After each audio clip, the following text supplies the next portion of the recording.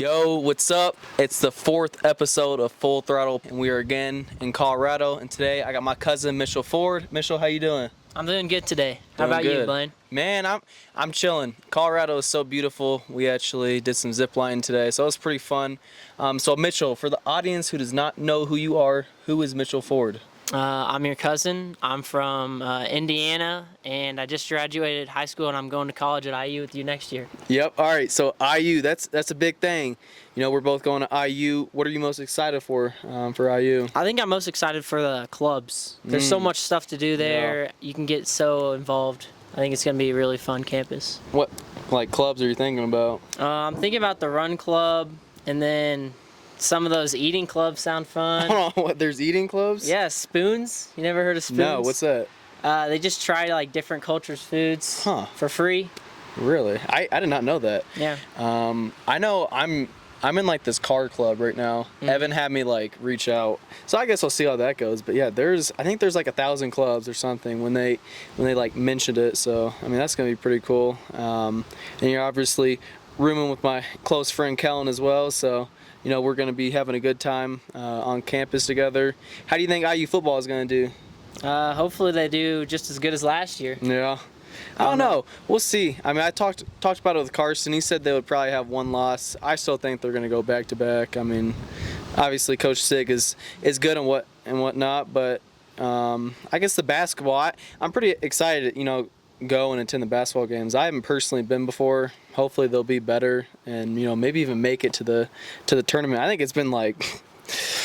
You probably know it's been a few years time since they've done anything real in the tournament, but yeah. I think I'm more excited for the basketball games because it's just like a closer atmosphere. Yeah. And I like basketball more. Oh, and it's Indiana. I mean, basketball is just runs Indiana, so I think that's gonna be really cool and whatnot. So the running club. What's that gonna look like? Do you have meets and stuff, or you just straight up running? There's practices, and then there's also races. I think that I would probably rather just do mostly the races and run on my own, probably with my roommate, kind of because we both ran. Yeah, that makes sense. Yeah. I mean, are you thinking about possibly walking on to the team? I know you were kind of talking about that. No, I mean, I could probably walk on, but it just seems like too much effort, and then it would become like my whole college experience, and I don't really want that to happen. So I guess what made you start running? So I came into high school thinking that I was going to do soccer, but I'd done a few cross-country clubs and things like that, and I really enjoyed that. So I went to all the soccer practices and all the cross-country practices my freshman summer year.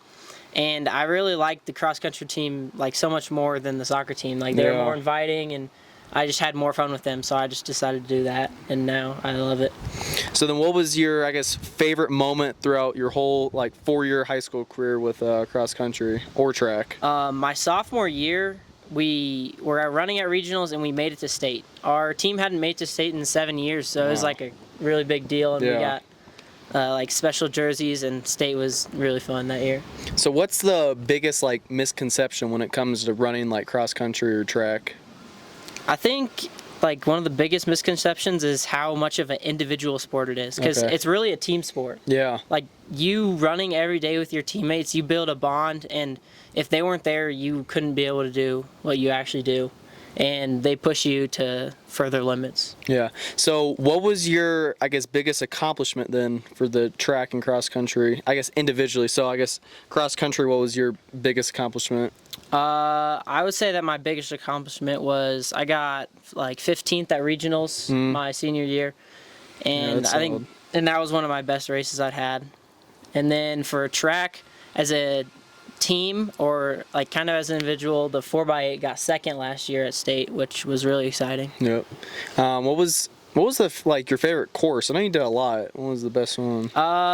It's Laverne Gibson. It's the state course. Okay. It's also Nike Twilight Race, which is a really big race. I was just gonna ask about that. Yeah, and I think it's more of a cross country course than some of the other courses that we ran on. Some of the other courses are flatter, but that one had more hills and it was more exciting. Yeah.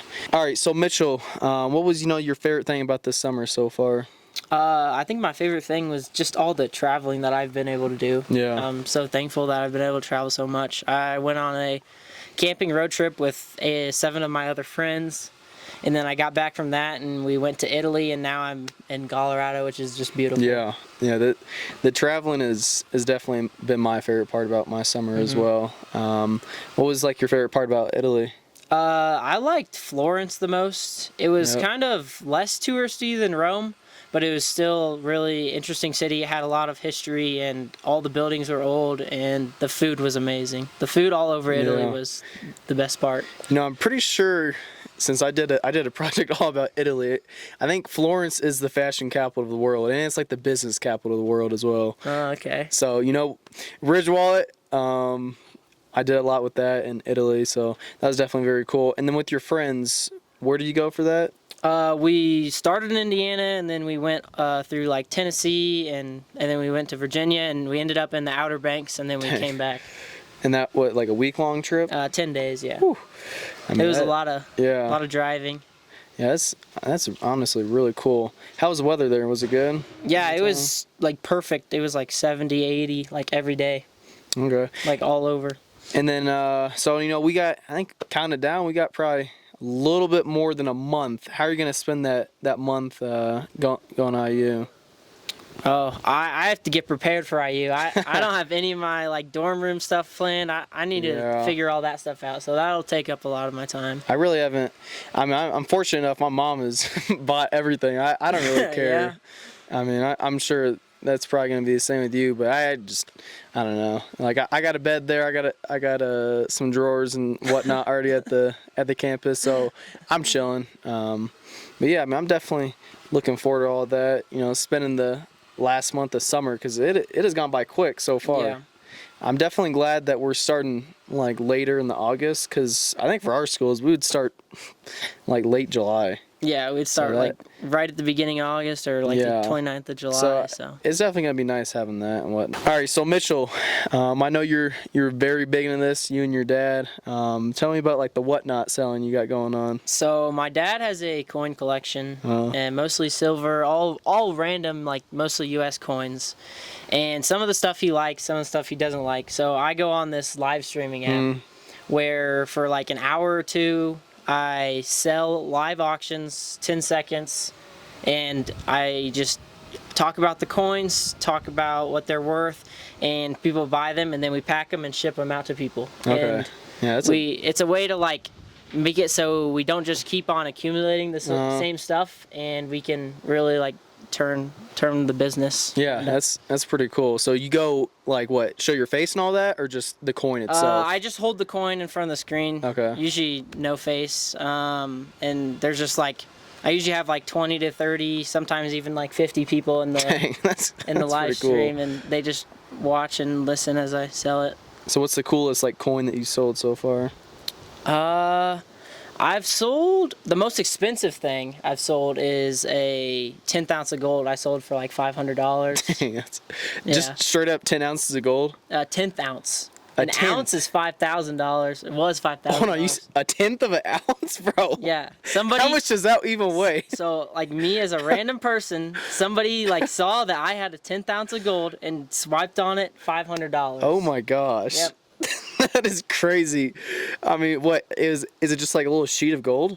Is that what it was? It's like so tiny. It's like about the size of like a penny, maybe a little bit smaller than that. Oh my gosh. Wow. Yeah. That is pretty interesting. I guess what is the oldest coin you've ever sold or I guess seen through your dad's credit? So I've seen like there's these Chinese dynasty coins, which my dad hates. They're from like 0 AD, like literally 2,000 years ago. Oh but my gosh, crazy. The oldest thing I've sold is like a seeded $50 or seeded dimes, which are coins that are U.S. coins. They're like about 1800s, 1810, 1820, and then those are the oldest ones that I've really like sold constantly. Okay, that's pretty cool. You guys dabble in the Pokemon, right? Or is it just your dad? I mean a little bit. We don't sell that. We Fletcher, my brother, likes to buy it and then gamble.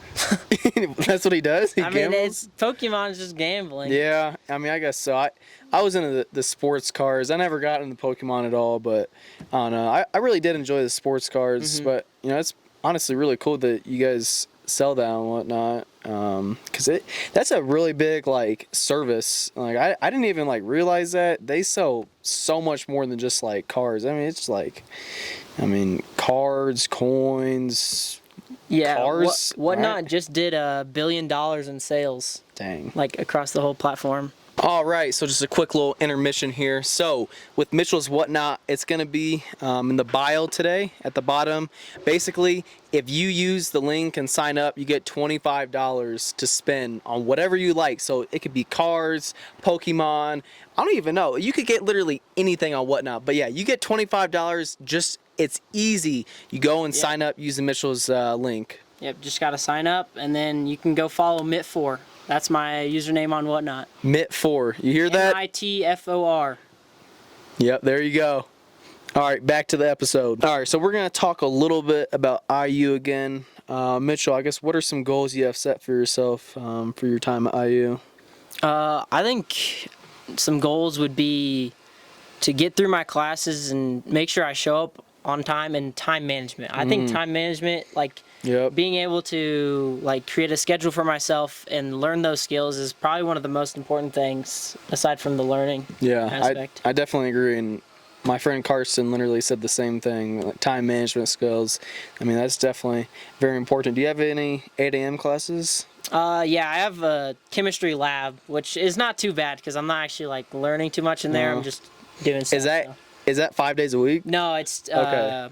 I believe it's Tuesday, Thursday. So. Okay, because Carson got all 8 a.m.s at 5 a.m. What? Yeah, 5. Oh my gosh, yeah, he's gonna hate that 8 a.m.s every single day of the week. Yeah, he's not gonna go to them. That's what I think's gonna happen. Well, yeah, I'm like, dude, I don't know why he would do that. I only got one 8 a.m. and it's just Tuesday and Thursday in his speech class, so I'm not really too concerned about that. So then, what's like your major you're going for? I'm doing data science and then pre-med as well. Okay. Yep. So what? Those are like two different schools. Fields. Yeah. There's a little bit of overlap because like in the data science field, you can do stuff with biology, and then I can have overlap into my science classes, which is helpful. But they are very different. Yeah. So then, what's like what job have you like kind of scattered out? I want to go to med school, and I believe I want to be a anesthesiologist. Okay. Yeah. That's pretty cool. You know, inject the person before the surgery. Is that basically what that is? Yeah, pretty much. How do you use like data science within that? Data science is just like a kind of totally different field. Yeah, because I don't even know what data science is. So it's like you can compile data and like you can use AI in some instances to like figure out and predict like a predictive model of what's going to happen. Okay. Or even like figure out like what you need to do with something. Yeah, that's pretty cool. So then what are some like internships that could possibly help you get to your, end goal? Aunt A, maybe, What is it? Aunt A, your auntie. Oh. I could internship with her. Yeah, esthetician. That's kind of what she does. Yeah. Huh. That's pretty interesting. So you said the medical field. I guess where like throughout your time at IU, especially for like the medical, it's pretty hard to get into, right? Yeah. So you take a test your junior summer, the MCAT, and then after you take that test, then you apply to med school. So you're not just applying to IU med school, you're applying to like many different ones, and then you get selected based on that. So would you want to still go to IU or just go somewhere else? I'll probably want to go to IU, but I would want to look at my other options. I haven't looked into like different med schools. Like, so you don't know like what like the top ones in the country are? No. Okay. Yeah, I have no idea. I mean, maybe like Harvard. Harvard sounds pretty dope. They definitely got a good medical program out there. But I mean, IU does have a really good medical program. Every single hospital you see basically in Indiana is something with IU on it. So that's very cool. And then I guess, lastly with IU, what does like success look like for you at IU? I think success looks like being able to have a social life. Yep. While also doing very well in school and having a really strong academic like portfolio. Yeah. But I think the social aspect is probably really important. Yeah, because for sure. that's what college is. Yeah, you go to college. I mean, we got what, probably at least 10,000 other people in our class. So definitely, Oh yeah, definitely. definitely a lot of cool people to meet and whatnot. So I mean, I'm excited. I know you're excited as Yeah, well. I'm excited. So, it's definitely going to be a good time there. But other than that, Mitchell, thank you for coming on the podcast today. Yeah, It no was problem. great having you out here. To the viewers, thank you for watching as always. If you want to give us a follow on the Instagram, leave us a like, or you can go ahead and subscribe to our channel on YouTube. Other than that, thank you so much for watching, and I will see you in episode 5 of Full Throttle Podcast. Peace out, baby.